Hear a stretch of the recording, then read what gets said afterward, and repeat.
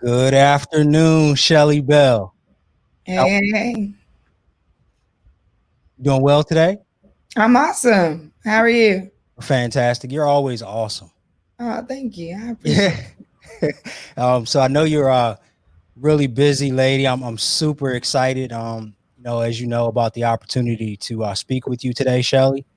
And I think we'll have a really good conversation. As you know, as I mentioned to you, it's just, we're just going to keep it conversational, try to help and touch as many people as possible.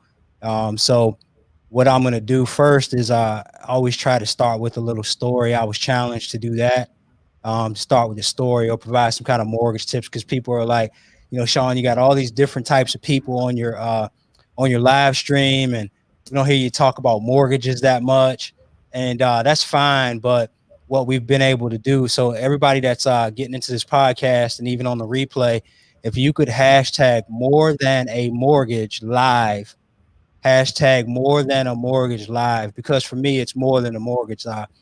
Shelly, I have so many. I've been using the word dope, and I know you like that word too as well. Um, People in the network, and so it's like a shame to have taken a 20-year career and meeting so many different types of people to not be able to share the network with everyone. And so that's what this live stream is all about. So one of the things, I dressed up for you today, Shelly. I dressed up for you. Like I don't think I've had a dress shirt on since March. And even before then, I wasn't a huge fan. Everybody usually sees me in t-shirts and like a pullover or something like that. But I'm not sure, Shelly, if I ever told you about my t-shirts and why I like t-shirts and love t-shirts. I mean, who doesn't love a good t-shirt?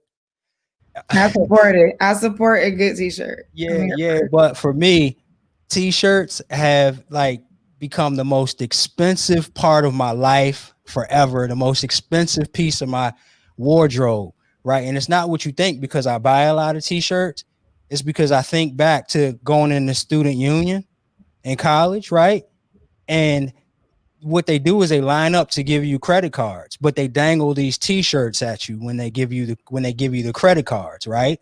And so you walk away with the t-shirt, but you also walk away with a ton of debt, right? And a Right, ton of credit cards, because in order right. to get the t-shirt, you You have got to to take sign the up. credit card. So to me, it's always a reminder of decisions. All right. So making, certain types of decisions and, pretty much how they have consequences and sort of affect your life. Mm-hmm. So today, I think we're going to touch a little bit on that because you have a really good thing that you're working with an organization that I like to touch on too as well. But one of the things that I'd like to talk to the folks that are listening, like as it relates to home ownership, as it relates to doing any form of a business, right? Those t-shirts represent decisions. But as a business owner, as you know, and starting a business, buying a home or whatever it might be, it's super, super important for you to understand where you are with your credit profile, right? Because lots of things that we do to be able to be eligible to purchase these high dollar items, to get lines of credit for businesses and such, when they ask you to be personal guarantors and things like that, it's super important that you have your credit right. And so not everybody's perfect and not everybody goes through that. But my story is that I messed my credit up. I was able to fix it. And so if I can do it, anybody can. And so once I figured out how those bad decisions affected me and had consequences and we were able to fix it, then life got a lot better for me in regards to, finances and such. And so with that, Shelly, I just wanted to open by just stressing the importance again, like I said, of making the very best decisions that you can, but also understanding that the decisions you make have consequences, right? But then also to speaking to the business owners and the founders that we're going to be speaking to today, how important it is for them to really be conscious on financial literacy and their credit. So with that said, Shelly Bell, can you tell us who you are and what you do? I'm Shelly Bell. I'm the founder of Black Girl Ventures. We work to create access to capital for Black and brown women founders. One of the ways we do that is with a unique granting program that couples pitching and crowdfunding. So it's like Shark Tank with an audience, couple like Kickstarter mixed in, right? And I mean, ultimately, it's the ultimate rent party for entrepreneurs. So women pitch their business, and then the audience actually goes into their own pockets and donates to the pitch that they favor, and this counts as a vote. And then we also give away 10K for the first prize, 6K for the second prize, 2K for the third place. I started this in 2016, and it was literally just a brunch in a house. A bunch of women got together. We threw some money in. We voted with marbles and coffee mugs, and then we granted that money out to the woman who won. We also now have grown tremendously to offer a unique accelerated program that caters to the underrepresented founder, where you might not be able to work on your business from 9 to 5. You might not be able to move across country and sit 13 weeks in an accelerated program. That should not be a barrier to you growing your company. So it's really designed to, and the first module, in fact, works through the money mindset. And so when we have people do their money history and we have them think through, well, what has your experience with money been like? And it's so interesting. Like, as the more and more we do it, what happens is, like, people either didn't have good experiences with money from the beginning, like they didn't know, their parents didn't have good experience with money, or they didn't, and then there was a shift where it got worse, or maybe a shift where it got better, and then there's the experiences where they had money, knew about money, set up accounts, have great credit, all of that, and then there was a shift where it got worse, and it's usually around college. Mm-hmm. And so I think we have to revisit as a community what happens to people around that college age, where finances they become more aware of their finances. So ultimately, we have the Jetpack Accelerator, which is where we house that program. We also have chapters like across the country. So we have Miami, Birmingham, Alabama, Philadelphia, Houston, and Durham, North Carolina, where we currently have about 3 to 5 women on the ground who work with us directly to help other Black and brown women founders get access to capital. So we train them on our efforts, and then they deliver the efforts locally to help their community, as well as educational experiences. Got it. And then, so Shelly, like, how did you how did you start this? Like, what made you do it? Like, there's always some kind of purpose involved and some sort of paradigm shift in someone's life. But like, where did this all come from? Because if you Google you can find out a bunch of amazing things about what your organization is doing. But like, how did it all start? Like, what was the purpose? Yeah. So for you. Yeah. So I've lived a lot of lives. I've been a K through 12 teacher. I was a patent examiner for the Patent and Trademark Office. I worked in workforce development. I had done a lot of things. I saw vacuum cleaners. I called myself a private eye at one point. That's a different story. But I had a lot of things that I had done, and I was working in workforce development. And the boss that I had at the time, I feel like did not care about the people that we were serving. He asked me to do something that I didn't approve of. I didn't do it. And so he laid me off. And so there I was, laid off. I decided to do art for a year because I had done performance poetry. And at the end of that year, I was like, hey, I told my fiance at the time, hey, you know what? I think I'm going to start a business, or I'm going to get a job in art. And he was like, oh, that's too risky. We're building a family. That's not going to work. So I went back to working for a patent search firm. I went to work for a patent search firm back in the Patent and Trademark Office. And the best boss I've ever had, honestly, but I hated it every day. He called me in one day and he said, you know what? This is not for you. You're amazing, but this is not for you. He laid me off. He gave me a really great package, but I was devastated. So I went home and I called California Psychics. And I was like, what is going on with my life? And the woman, she told me, when you find the thing that you want to do, the money will come, and you're not going to be with that guy. So within about 2 months, my entire life flipped upside down. Threw everything out of my living room. I got disengaged from my fiance. And I'm like, you know what? I'm going to build a business. And that's literally how it went. Now, I would say that like all of my experiences leading up to this point had supported why I felt like I could do this, because I had made things work before. But the first thing I decided to do was build a teepee in my living room. And everybody was like, what? I said, I'm going to build a teepee, put it in my living room, and I'm going to rent it out. And people were like, nobody's going to sleep in your living room in a teepee. I was at Home Depot. I didn't even know how to drill a hole at the time. The associates was like, what are you doing? And I told them, I'm going to build a teepee, put it in my living room, and I'm going to rent it out. So I did. And come to find out, Airbnb has a teepee option. And I had a lot of people that wanted to come and stay in this teepee. I let one person come and stay, and I quickly found out that I didn't want people sleeping in my living room in a teepee. So I decided to not do that anymore. And I took a pivot. What other skills did I have? And in a previous role, I learned how to do pitch t-shirts. So I was like, oh, I'm going to do a t-shirt company. My first line did not work. It was an LGBT line. Nobody bought it. It sucked. The second one was made by a Black woman. I put it on a shirt. Everybody loved it. My mom invested her retirement. I took my tax return and bought my own machines because keep in mind, I was laid off. All I had was unemployment and some money I was making through art. So, and the money, a little bit of money that I may have made off the TP.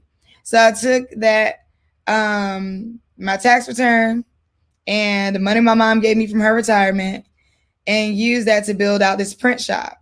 And I said, you know what? I'm not going to outsource my printing. I'm going to print in-house. So with those machines, I started printing for other people too. Small brands, small influencers, local festivals, people who wanted 1 or 2 shirts, and started doing a lot of networking. Ended up getting a connection to Google, started doing orders for Google, started doing orders for Amazon, and really started to see my business level up. That first year of full business, we made Essence Magazine Holiday Gift Guide for our infant bodysuits for Made by a Black Woman. So things were just taking off. And then the news came out, the Black women weren't getting access to capital. And so I was like, okay, well, let's just pull some people together, throw some money in a hat and give it away. And that's literally how it went. And so I was doing that and my print shop for about another year. And then in 2018, I said, I'm gonna give Black Girl Ventures 30 days. If it pops in 30 days, we're gonna roll with it. If it does not, I'm gonna let it go. And I took all of my energy. I put my print shop to the side for 30 days. And I had a contract with Google at that point. So I was just doing that community engagement with them. And it worked. It like took off. I landed a partnership with another side of Google Cloud for Startups. And from there was able to travel the country. So we started Atlanta, Chicago, DC, New York, doing this crowd-funded pitch competition. We became a Google charity so that we can allow people to donate and vote. And there we were, building it out, like steamrolling. And so many people wanted us to come to their city that I had to build a model that scales. And so that's where the chapters came from. So I told myself, if I could just teach other people to do what I have done, they can do it locally in their communities across the world. And so the You and Marion Kaufman Foundation were they were our first believer in the fact that we could execute this chapter model. And so we rolled it out. We recruited 25 women across the 5 cities. And then there we were, rocking and rolling, 2 launches, and then boom, COVID hit. So now I'm like, oh my gosh, if a Black woman can't raise money on a regular day, then what's she gonna do in a pandemic? Okay. Yeah, but she can make lemonade out of lemons though. And you know that's right. Sour lemons. And you know that's right. So you know that's what we did. So got to work, went digital. I mean, we already were planning to do that, but this just caused us to move it up in the pipeline. So thank God that at the end of 2019, I had actually built out proprietary software to handle the pitching and the donating called SheRaise. Not knowing that COVID was about to hit, I just knew that I couldn't find software that could do all that I needed it to do, which was house the pitches and allow us to like launch a pitch competition, allow people to vote and donate, allow us to pay out, allow transparency on the back end. And so we built this tech product called SheRaise. So as we went into 2019, everything was shutting down. Luckily, we had our software product. And so we took off from there, created an online incubator platform, started offering virtual services. So we offer virtual co-working on Wednesdays, virtual pitch practice on Wednesdays. We Right. do a monthly women in business support group to keep people in business and helping them like mentally through COVID. So yeah, and then the murder of George Floyd happened. Yeah. Yeah. This tragedy caused people to wake up to certain realities that they hadn't woken up to. And the influx of partners, capital, people came. And we were ready. We had done the work, we had laid the foundation. And when all the calls started coming in, we put a process in place to be able to take them all in. And so over the course of just the last maybe 6 months, we've raised about $3 million. That's amazing. That's amazing. So with that, tell. So I'm gonna ask you two more questions around this, right?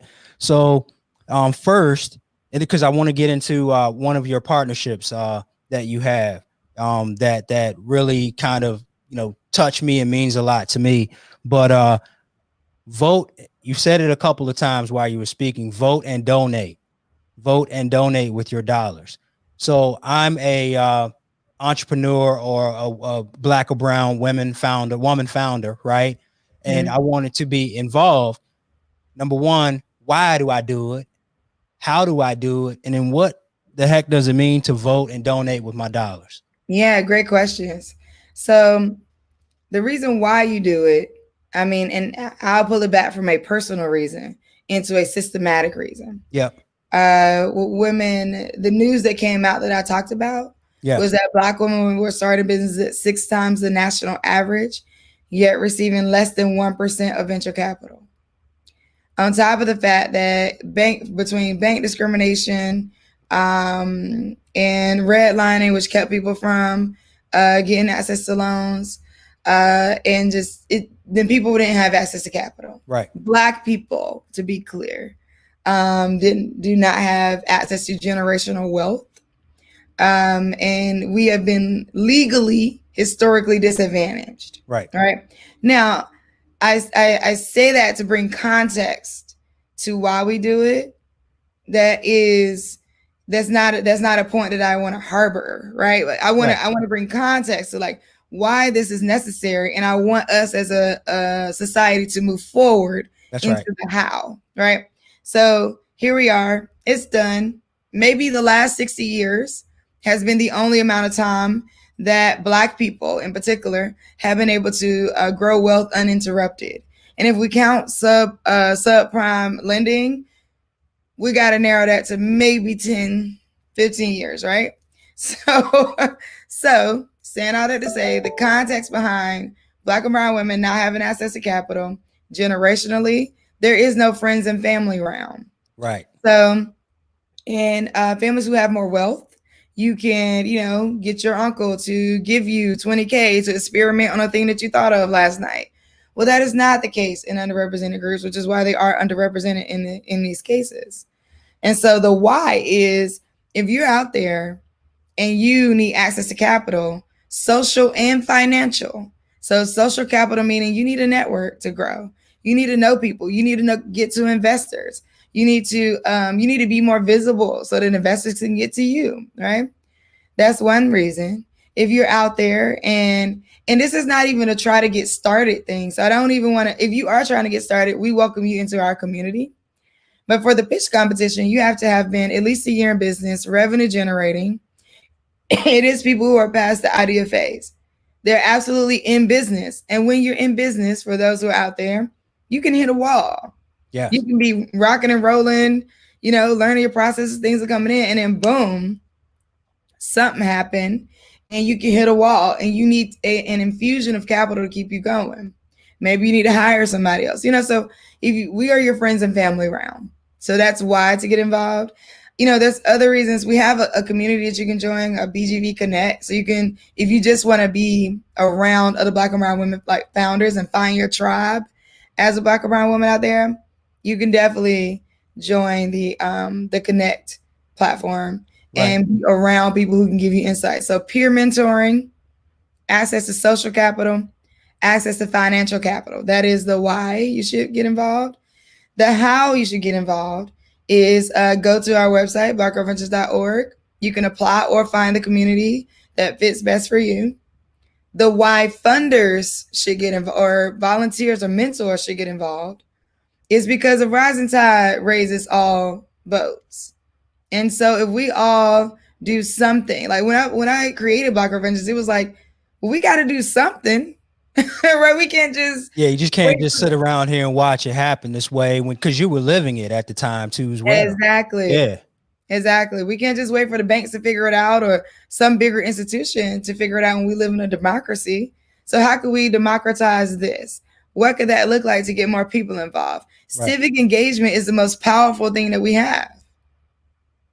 So I think, it was, how do we do something, right? Right. And then the other question you asked me was when we get to the pitch competition, right? So I'm fortunate to make it to the pitch competition, and I'm up there doing my thing, right? And then you mentioned vote with your dollars, right? Vote and donate. Like, what's that look like?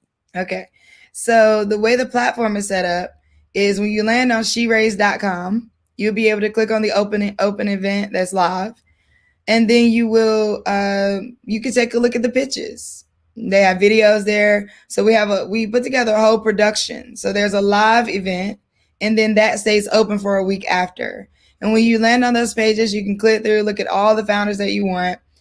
For the live event, you'll be able to actually say, I want to give $10 to this one. I want to give $100 to this one. This is the one I really love. I'm going to give $500 to that one. You put in any amount. And you can put those in on one page and then check out as a donation. Your donations are 501c3 tax deductible donations because you donate to us and we grant out to them. So and then those votes, so every dollar is a vote. Like every time you enter a dollar amount, that's one vote. So if you go and you do $2,000 to one person, that's one vote for that one person, right? And then they are going to get a large portion of that money, minus different fees. And then, and so you can do that as many times as you want. You become a part of our platform. As more women, as we do more of the competitions, you have more access to more founders, see more ideas, actually in your own backyard, be able to support more businesses, support Black and brown women business in general. And I think because oftentimes it's support through buying, right? Like buy Black, which is great. And we should do that. In this instance, you get an opportunity to potentially support the supply chain. Because when you fund a Black or brown woman business who is a vendor, then you get an opportunity to support the supply chain, right? So on the other end, you support the growth through their purchase of a product or service. But on this end, you're supporting with them being able to stay in business so that they can continue to sell those products. Right. Understood. No, that's I'm glad you broke that down for us because it's very important, because I know in my network, I do have quite a few, women founders that are, have launched and they're beyond the launch phase. There's also folks in leadership positions that are in our network as well that really need to hear this, because, you mentioned George Floyd. After that incident, everybody kind of wanted to know, well, how can I help? What can I do to help? And like, these are things that you can do to help, because I've never once heard you say that anyone's looking for a handout. It's like, hey, listen, give us the opportunity, give you the access to the capital, right? For these underrepresented, this underrepresented class. And so it's amazing what you're doing. It's amazing. You know how I feel about you, Shelly, since I've met you. But this is great. Couple more questions, because I won't take up much more of your time, but Experian. So I know that's public, and tell me about that, because you heard me open with my situation in college. Like you mentioned, I didn't have anyone in my family that was really up on that could really give me an idea of how to utilize credit. And for me, to be quite honest with you, it was a survival skill. It was just like, basically like, I don't have a bunch of extra money. My mom gave me money to buy my books, to eat a little bit and, things like that while I was in school. But like, it was hard to work, or then when I was working, it wasn't that much. And so it's like they dangle these credit cards in front of you, and you're just like, you know, when I walk across the stage, I'm gonna be a millionaire anyway with my bachelor's degree, right? and then boom, you know, reality hits, and that's not the case. And then you look at things, and you got to pay back your student loans, and you have to pay back all this debt that you've accumulated over the time. And so sometimes, like you mentioned, we come into a situation where we're disadvantaged. And so from what I read about this Experian relationship that you have, it's going to be helping with financial education and literacy for the Black and brown women founders. Is that right, Shelly? Can you tell me more about that? Yeah, for sure. So it's interesting because I think like financial literacy has kind of been pushed into topics about retirement or topics about saving money, and not always literacy around credit, literacy around investment. It's interesting in this, when we do the money activity, like I was talking about, we find that when people get $20, they can feed a family for a month. Like they figured it out. It's like, I'm going to stretch this as far as I can go. But then they get $2,000 and all of a sudden they want to save, which then starts to reduce this mentality of like things leaking. So like next thing you know, that $2,000 gone because we weren't thinking about where to invest it or where we could be using our credit such that we would have something available later, right? So Experian and Black Girl Ventures and we're teaming up to try to make credit more human or make the financial literacy a little bit more practical and human, so that people can make it palatable. So people it makes it easy to do and a part of life openly, right? Like, the days where you like looking at your credit score, like, like you don't even want to look at it, and that is the thing. You don't even want to look at, if you don't have the money or if you don't have the credit, you do not want to look at those accounts. And so we want to try to combat some of that with some like, a little bit of comedy, a little bit of fun, but also the truth and the reality and some life hacks around how you can manage some of these things. So we're launching a podcast together. It's called A Dose of Disruption. It's sponsored by Experian.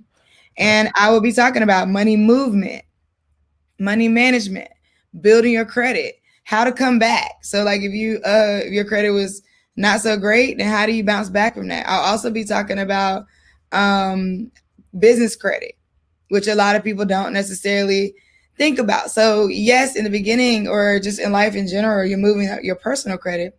But at some point, especially if you're manufacturing products, you're going to want to be able to get some business credit such that you can extend the amount of time that's available to you so you can build that money up. Absolutely. Right. And then put it right back. So there's things that I learned about credit, like the credit bureaus don't know how much you make. They only know how much you move.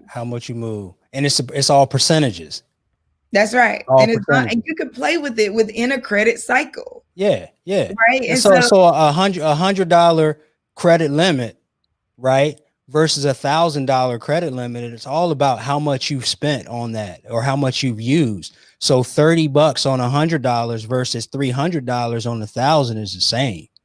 Exactly. And it's your debt to credit ratio. Yeah. Versus your debt to income ratio. Right. Which we get preached to, especially as underrepresented people, about our debt to income ratio. That's right.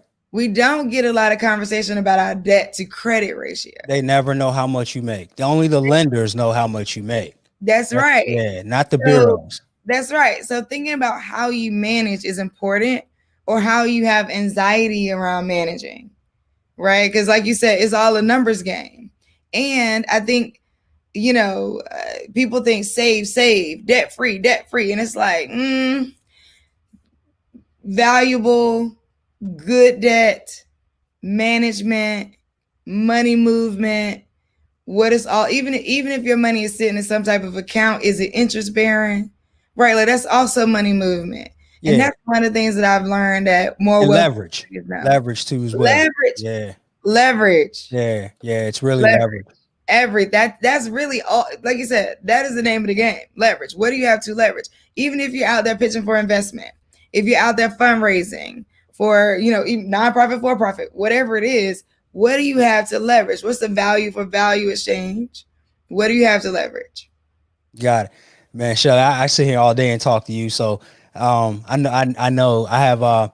So you mentioned, and we'll put this in the chat, but a dose of disruption, is Uh-huh. that the podcast? That's right. And A now dose of it's available disruption. now. So Spotify, Apple Music, the trailer's out, but the Okay. episodes will be coming soon. We're kind of teasing it. So Spotify, Apple Podcast, Stitcher, Okay. Amazon, Audible. Okay. And then we put She Raise in there. So sheraise.com, right? Mm-hmm. And then blackgirlventures.org. Mm-hmm. All right, all right. And so everyone, that's how you can get in touch with Black Girl Ventures and find out more information. Like honestly speaking, uh just Google Shelly Bell, ladies and gentlemen. And you know, you talk about branding, and there's not without a shadow of a doubt, everyone knows what you do. Mm.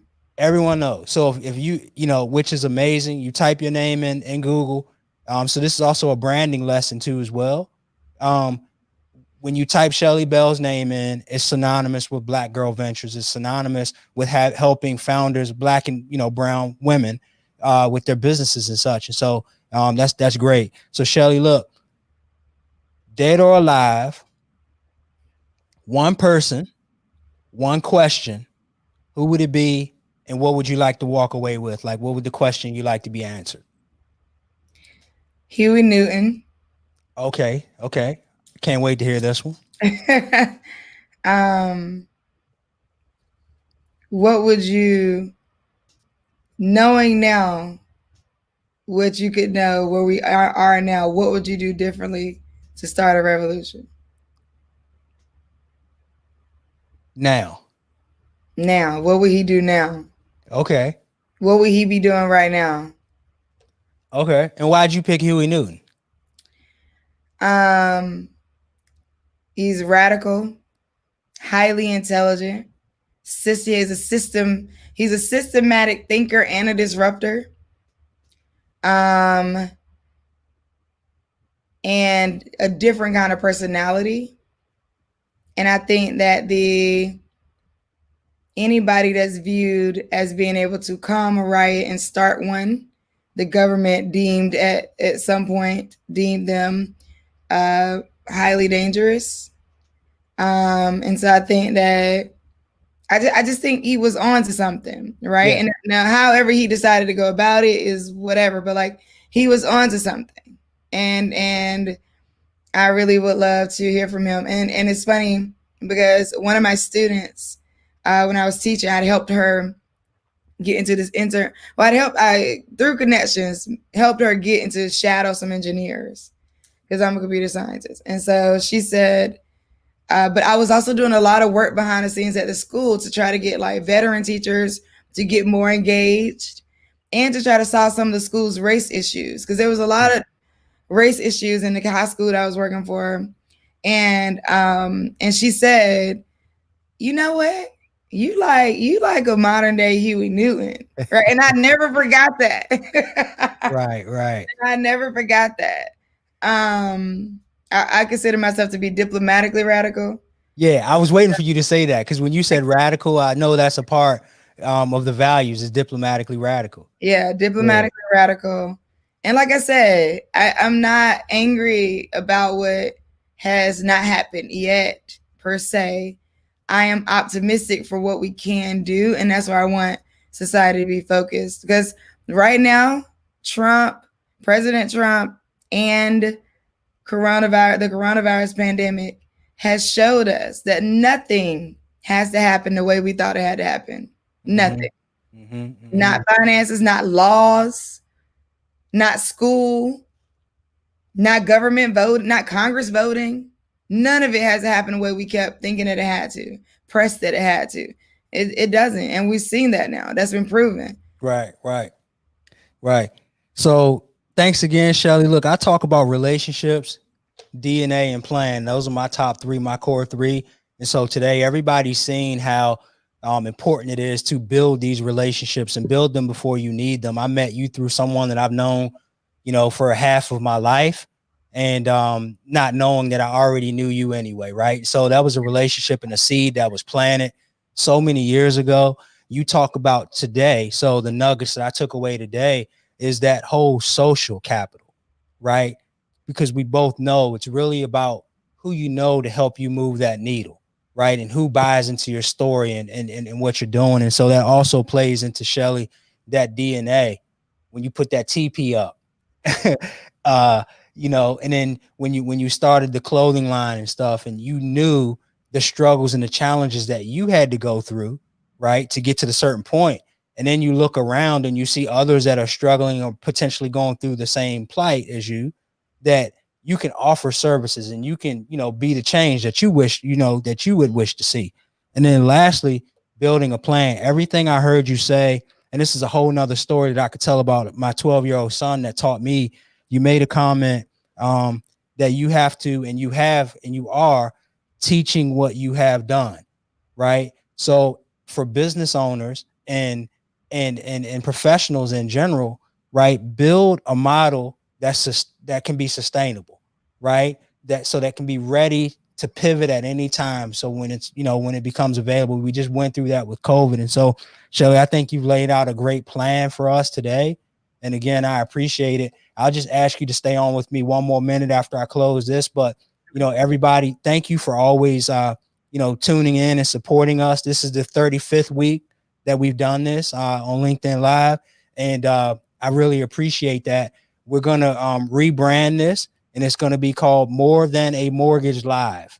So if you can hashtag More Than a Mortgage Live, that will be very helpful for us. So once again, More Than a Mortgage Live. So everybody, stay positive, be healthy as you possibly can, stay safe, and we'll see you next week. Thanks again. Thank you, Shelly. Thank you.